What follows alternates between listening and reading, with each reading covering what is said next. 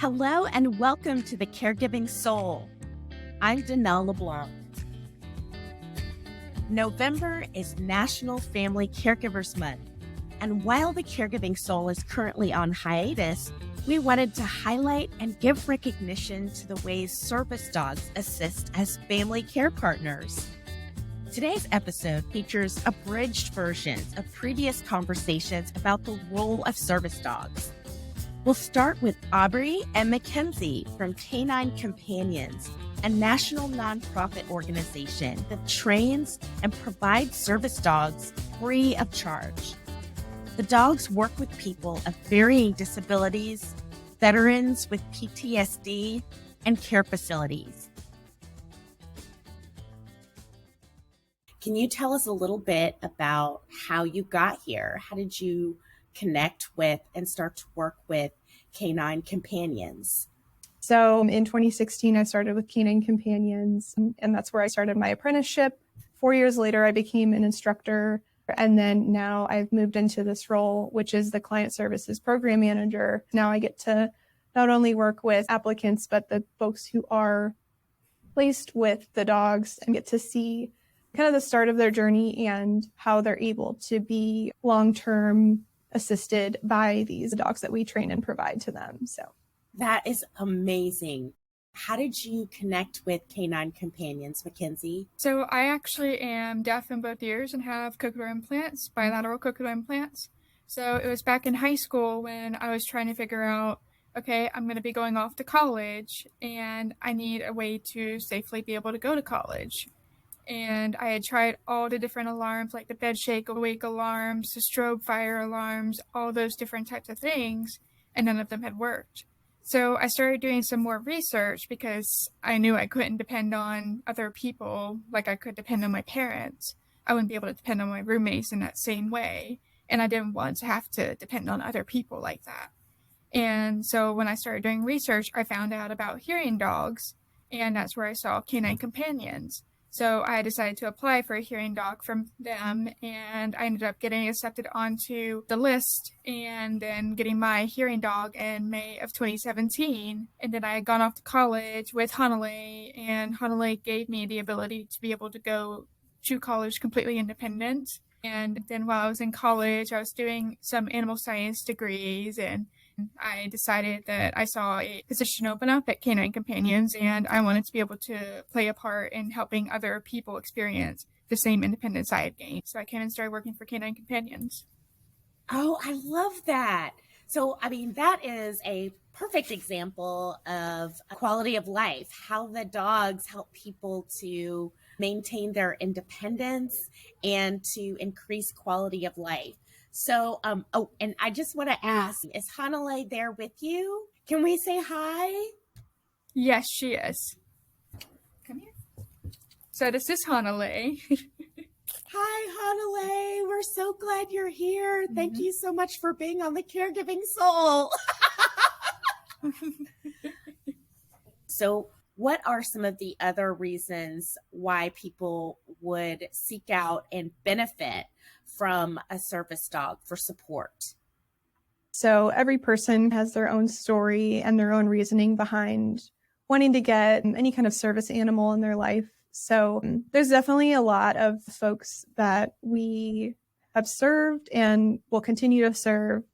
But I know just some little examples. A lot of our veterans, they don't enjoy going into public places. They've had a lot of trouble with reassimilating into this society. And having a service dog with them not only can help them be a little bit more confident in their own abilities, but just kind of be environmentally aware in a way that's safe and familiar to them. We do provide task work where the dog will just stand in front of the veteran or behind them so they can feel a little bit more comfortable in those public spaces that they might not normally. The dogs also provide anxiety interruption. So it's almost like this partner in their life is hopefully trained to become so attentive to this individual that they can recognize be certain cues or triggers in this person's repertoire of their kind of day-to-day. So the dog's going to be right there to, help in that particular way to really make them be able to be accountable in their own way and not feel like they need other people to really help them.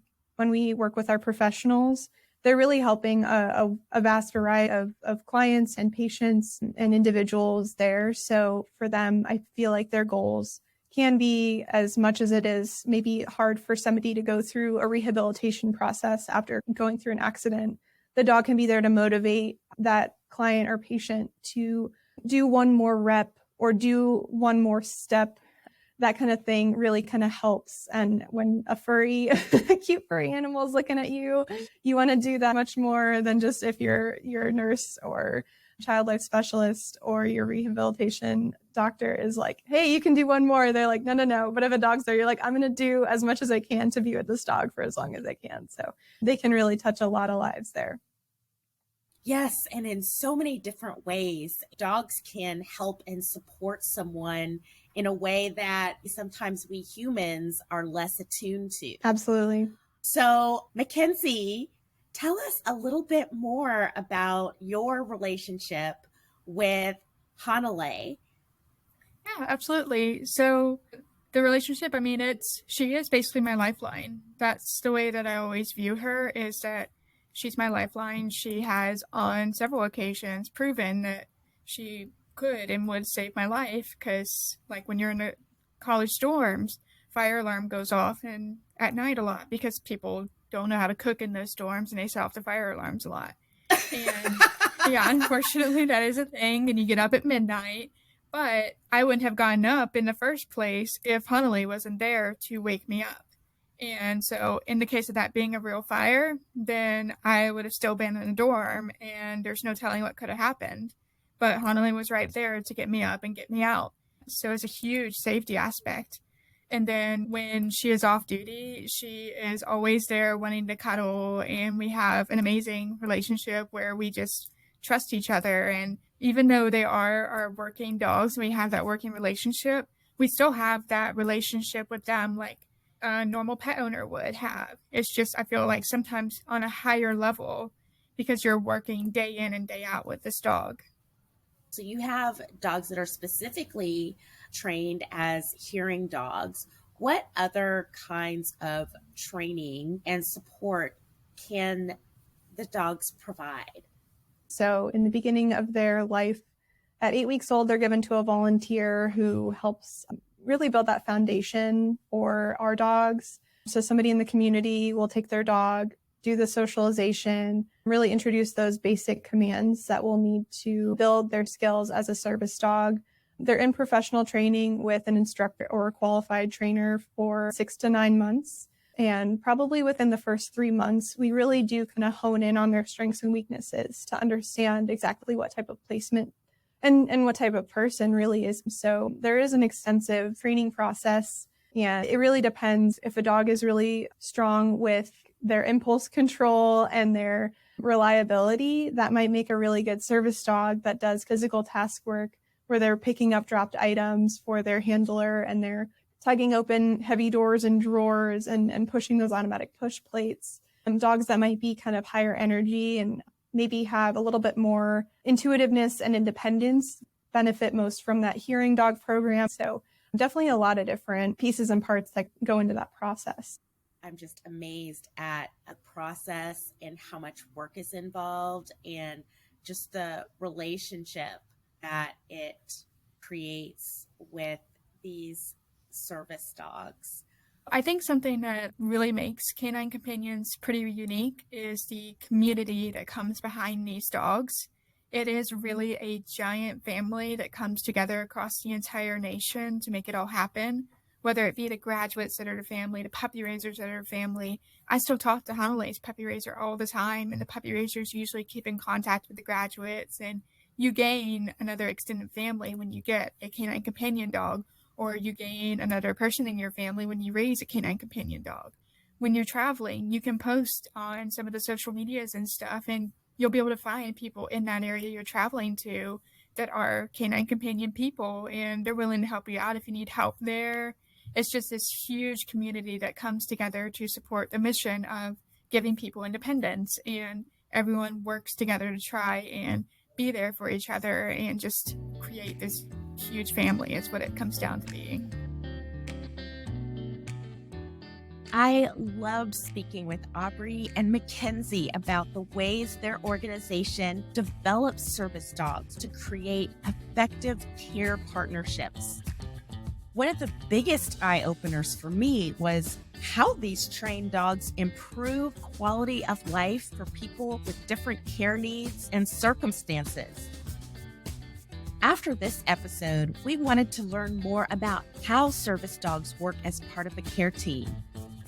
When we discovered Cienna Ditri and her service dogs, Piper and Pamina, we knew we had to share her story. If you haven't had a chance to listen to this full episode yet, be prepared to be wowed by some of the amazing alerts Cienna's dogs have learned. So I have quite a few diagnoses, but one of those is definitely hypokalemic periodic paralysis. It is a genetic disorder and it is a rare disorder.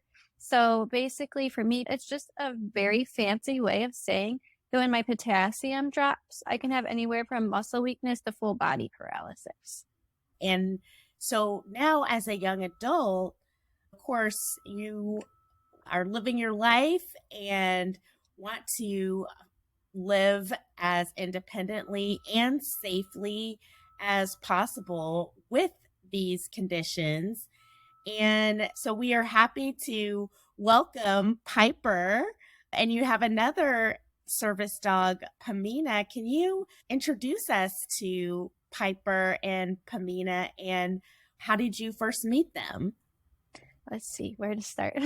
Piper's turning 6 years old in August, so we're very excited. It's almost his birthday. But I met Piper when he was 8 weeks old, and I met him very suddenly because my service dog before Piper retired very suddenly because he developed seizures. So since he had a disability, he couldn't be my service dog anymore. But at the same time, I couldn't function without a service dog.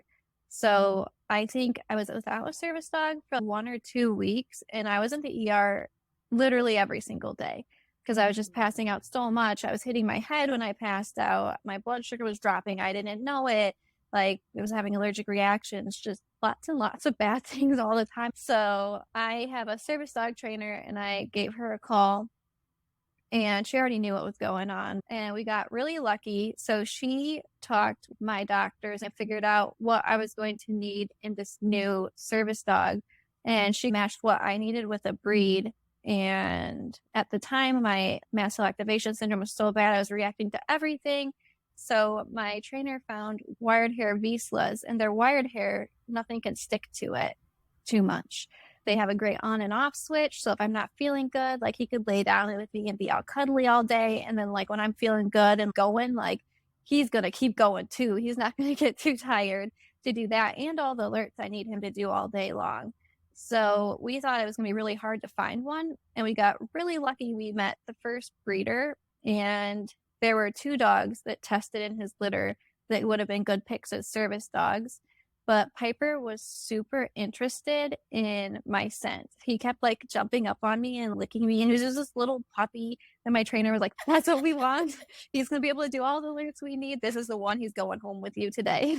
And he did. So he's been with me ever since then. Oh my God, what a godsend. I know. He's a very special boy.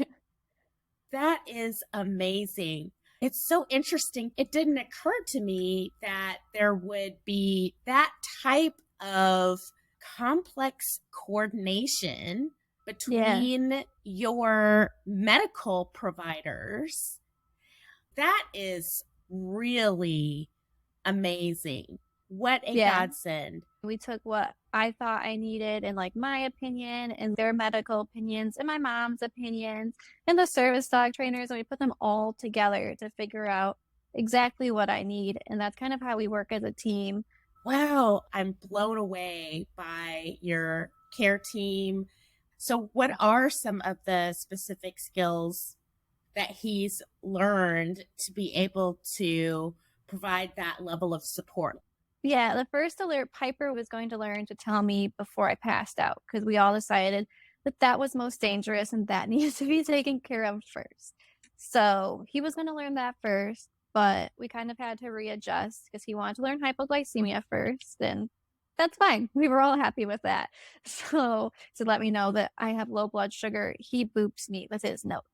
So if this is like my hand or my leg or something, he'll just come up with his nose and give it a good nudge. And that's how he tells me my blood sugar is low. And he'll wake me up in the middle of the night, poke at me, just whatever. He actually gets really happy when it's low because don't tell anybody, but sometimes I share my snacks. So he loves it. So after he learned that and the syncope alert pretty quickly right next to each other, because we knew that those were the... Can I just interject? Syncope alert. I just want to make sure I understand the words you're saying and what they mean. Mm-hmm. So Piper will let me know before I pass out. So Piper can give me about like a 15-minute warning-ish before I pass out and let me know so I can get to a safe position, and then I'll elevate my legs. I'll do what I need to do. And sometimes, mostly now, like I won't even pass out because we have our system down. We know what we're doing. And because of Piper and my medical team, I haven't passed out since November. And that's the longest it's ever been since I haven't passed out. So he alerts to my passing out. He alerts to my hypoglycemia. There's so much. I know, so much. To my mast cell activation reactions. So they're kind of like allergic reactions. A really important one that Piper does is he can let me know when I stop breathing. So I have hypothalamic dysfunction. So my hypothalamus in my brain, it doesn't do too much. So it doesn't tell me to breathe. I have a diaphragm pacemaker that breathes for me, but I can't use it in the shower.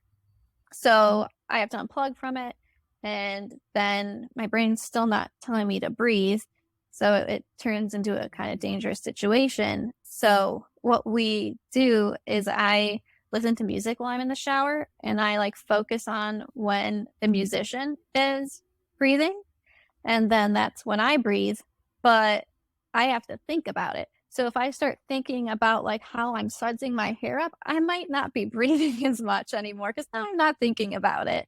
So Piper can let me know. We're not sure if it's the low oxygen he picks up on or the high CO2 or a combination of them both, but he lets me know when I'm not breathing. So that's one of his most important alerts.